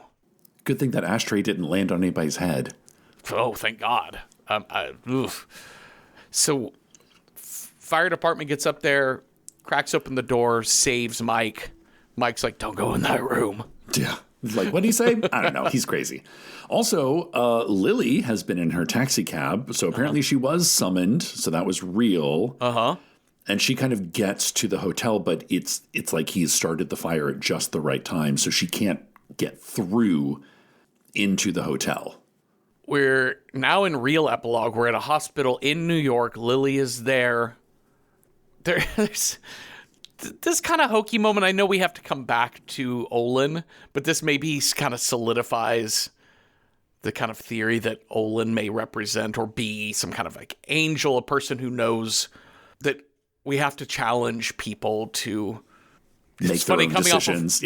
Coming off of Martyrs, right? Like, let's put people through such pain and torment and see if anyone can come out enlightened from it. And here we have a shot of him smoking a cigar going, good work, Mr. Enslin. I'm like, okay, this is hokey. Keep going. A great shot of just a maddening shot of this apartment in New York, in Lily's apartment in New York. They're packing up. They're going to move in together or move out of this old place. What does Lily do for a living, Cecil? Because she has 30-foot ceilings with built-ins in Midtown? I think she's married to a Kennedy. Well, she's not married to. She's married to a Mike Enslin who writes. She's right. She's married to a writer. Yeah. No. This apartment is sick. I want you to know that there are many services, probably in your town too, but definitely in New York City, that will come. It costs money. It costs quite a bit of money. But if you have this apartment, you're probably using the service. The piece of cake movers are one of the biggest in New York City. Not the Russian oligarchy. They are. I use them actually, and they. Listen. Spoiler. every single moving service in New York is run by the Russian mob. Yes, I think who you're will right. literally pack your shit into a truck and then be like, oh, we did not tell you there's $500 extra fee to cross bridge. You still want? Yes, I definitely got a thing about tipping and all of that. But these services will offer standard moving. You just pack it. They'll take it. They'll drive it to your next place and unload it for you. Or they will also bring crates or boxes and they will pack you up. your whole house. And I'm thinking with Lily, it's this shot of this beautiful, huge apartment that I'm like, you can afford this apartment. The payment is negligible to these guys to pack up your stuff too. Yeah. The whole time she's doing all the actual literal heavy lifting, Mike is just typing away on his laptop being like, I finished my novel. And I'm like, dude, help your fucking wife pack this apartment. I mean, I don't know. I think it's this whole thing of like he's doing the emotional work. He is. That she wants him to do. That she's like, thank God he's actually kind of facing the last 2 years. It's Hollywood shortcutting. I know what they're doing. In real life, you would be like, yes, I'm so glad you're doing that. Can you take a break Saturday? Yeah. And you and I can just pack up the thing, and then we'll make time for you to get back to your emotional labor. But I need physical help on Saturday. Yes, some physical help would be great. You could just chip in a little bit. But she finds a box, and it's all of the stuff from his hotel time. She's like, I'm just going to chuck all this because it's smells like smoke, and it's just bad memories. He says, well, I don't know, keep one thing. You do need to... It's good to remember. It's good to remember your painful moments so you don't have to relive them over and over and over again. And so you know what? I'll just take my tape recorder. How about that? And he rewinds it and plays it back. And on that recording from the hotel room is young Katie. It's the moment when Angel Katie, undead Katie, says, appears. I wish we could stay together forever, you and me and mommy. And he says, I do too. He's like, I love you so much. And Lily hears all of that. The end. Shall we rate this movie, Cecil? Yes, let's. All right. How approachable is 1408? If you are horror movie squeamish, 1 being not at all approachable, 10 being very approachable, very easy to access, I'm going to give 1408 7 out of 10 skulls on the shiver scale. I mean, it's scary. It's literally scary. It uses tension. It uses jump scares. It plays with your emotions. It's got a really mean moment with poor Katie and poor Mike. And it's, it's spooky, but it's not at all gory. It doesn't, it feels more like it's very PG-13. And I think it's a really good, solid script. I think it's got some great acting. And I think it's well worth the fun ride that it takes you on. Thought about giving it lower, like a little bit, because it is scary.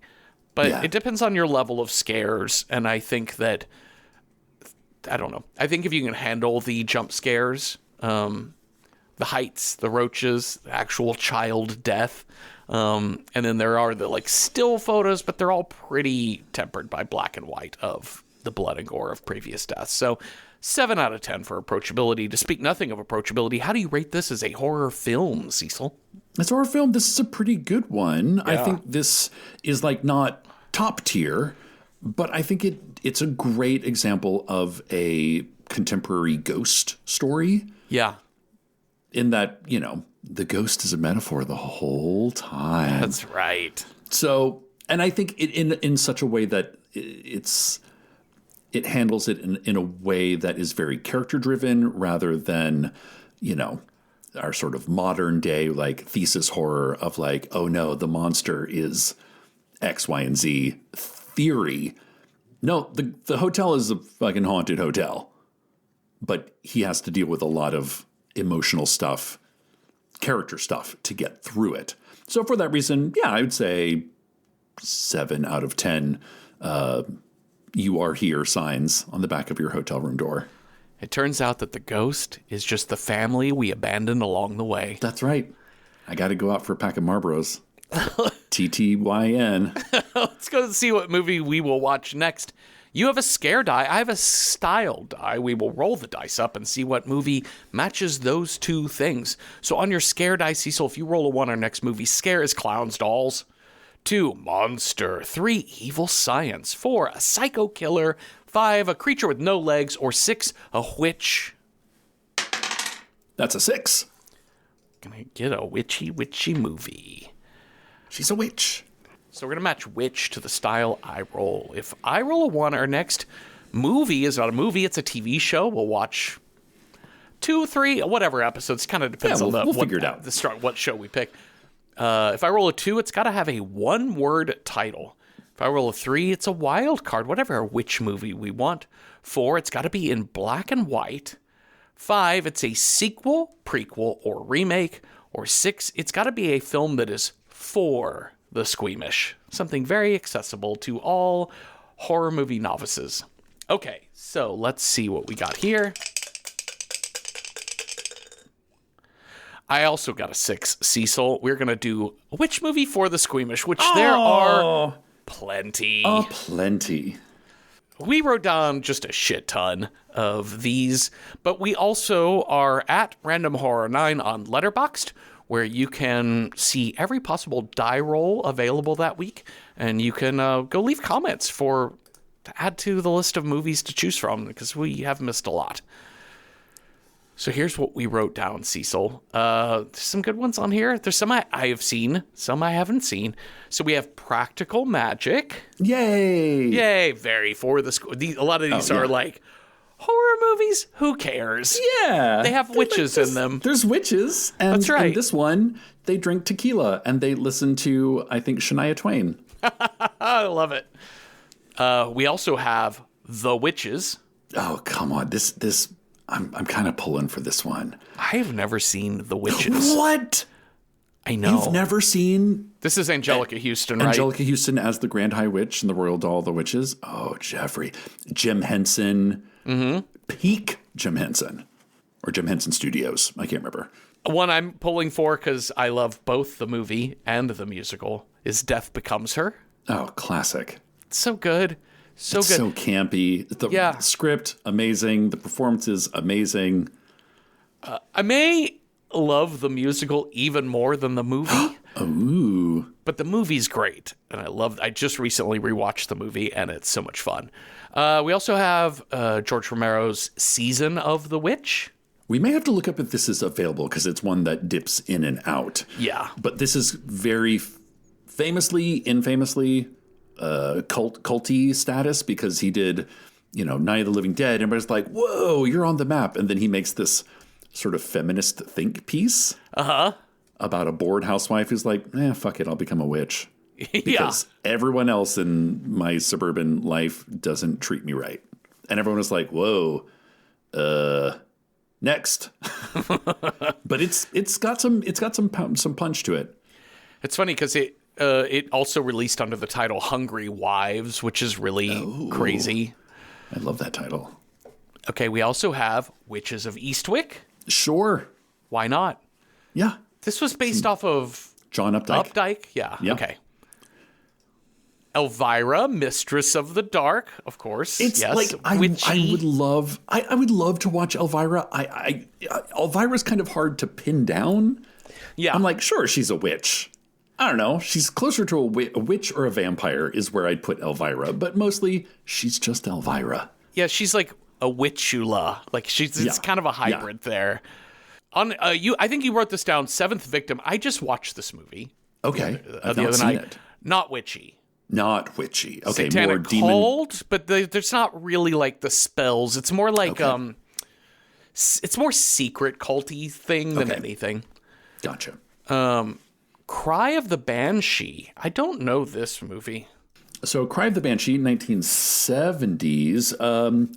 Cruel witch hunting magistrate, played by Vincent Price, persecutes peasants in Elizabethan England. Very witch hunter. It's Witchfinder General without being Witchfinder General, right? I think. But, it's 1970s. So I was like, yeah, this is probably watchable for the squeamish. Blood on Satan's Claw. Another one, kind of a British folk horror. Yeah. Again, I've not seen this, so I can't say how for the squeamish, but I hear it's, I don't know. I hear it's pretty rough, but it's also like a 1960s rough. Yeah. Yeah. Finally on our list, Hocus Pocus. Come on now.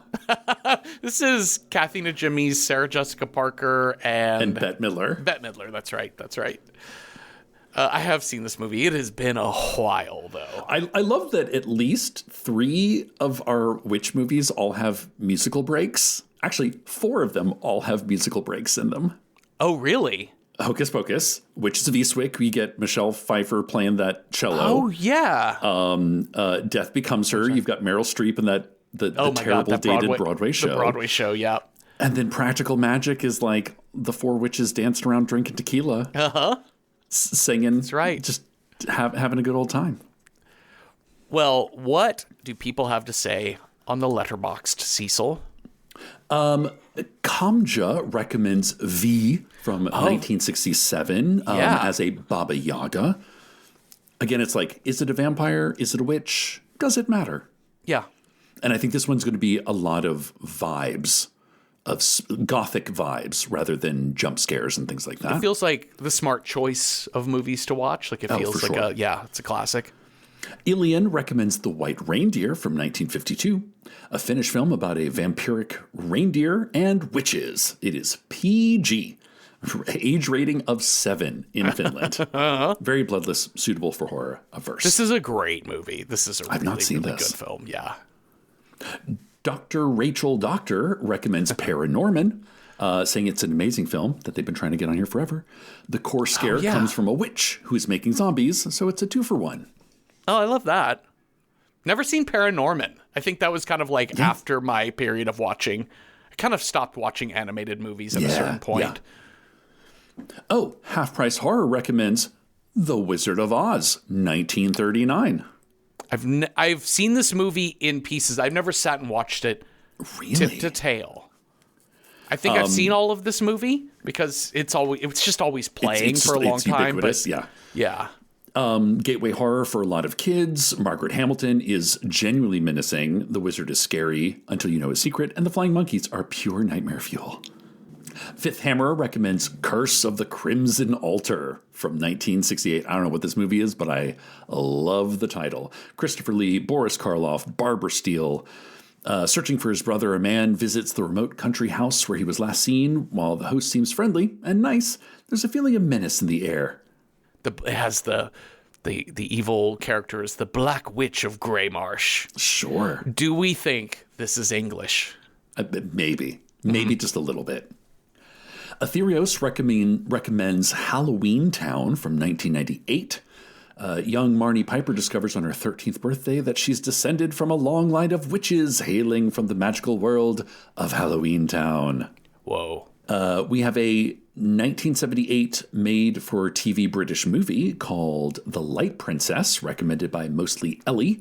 They said they had this as a VHS as a kid, and it's a bizarre combination of animation and live action. Oh. This movie haunted them and their sisters because they thought they had all somehow the same fever dream until someone finally helped them name it on Reddit, where they posted bits, I remember. And it is available on YouTube.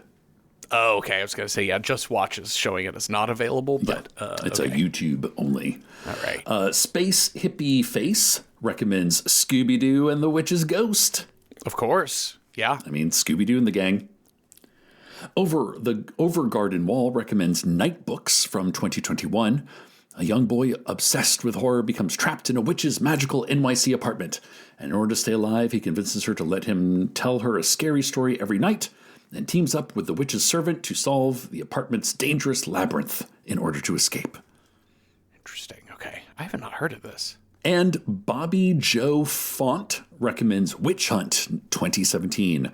Game night gets out of control, and there may be a witch in the house. Okay. Well, we have some great ones on here. I think we have a handful that we both are like, we got to see these movies. The Witches, Death Becomes Her. Yeah. I think 2 from I think 2 from our Letterboxd that really struck me are Kamja threw out V or Vi, however we say that. And was it Half Price Horror brought up Wizard of Oz? Oh, The Wizard of Oz, yeah. What was the one you just said? The White Reindeer. Oh, and The White Reindeer is terrific. So I think we have, we can Alien, go in, when we go in, could go in many directions very solidly under For the Squeamish and Witch. I think this is a pick 6 and roll. I think you're probably right. You're probably right. Because it really just depends on what kind of night we want to have. Yeah. Do we want a Bette Midler, a Michelle Pfeiffer, a Meryl Streep, or do we want something that's a little more classic? Or do we want Angelica Houston interacting with puppets? I think we easily have 6 movies that really stood out. Yeah. Draft order? Yeah, let's do it. So I'll pick first. I'll say Death Becomes Her. Great. The Witches. Of course. I'm going to go with Wizard of Oz from Half Price Horror. Okay. Ooh, I'm thinking so hard. You know what? Fuck it. Hocus Pocus. Okay, sure. I like that Kamja says Baba Yaga has entered the chat. I'm going to say V. Like, we've gotten so close so many times. Yep.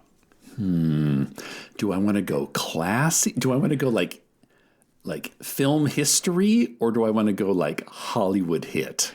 Right. Do you want like White Reindeer or it's do you want White Reindeer or Practical Magic? Okay, yeah, I think or do I you picked want some Practical Magic? Yeah. I picked some cheesy one. I picked some like big budget. So let's go White Reindeer. Okay, yeah, because we've got Death Becomes Her, The Witches, and Hocus Pocus are all kind of in the fun realm. Wizard of Oz, V, and White Reindeer are historical kind of important ones. Or do you want one more fun one? Can I change please. one? Can I take off Hocus Pocus and put Practical Magic? Yes. And then we'll do White Reindeer for number 6. And then White Reindeer is my final pick, yeah. Because, listen, I got to keep it a little classy, For what it's worth, having seen The White Reindeer, yeah, it's going to be closer to November in terms of witchiness. It's going to be a little bit more of that.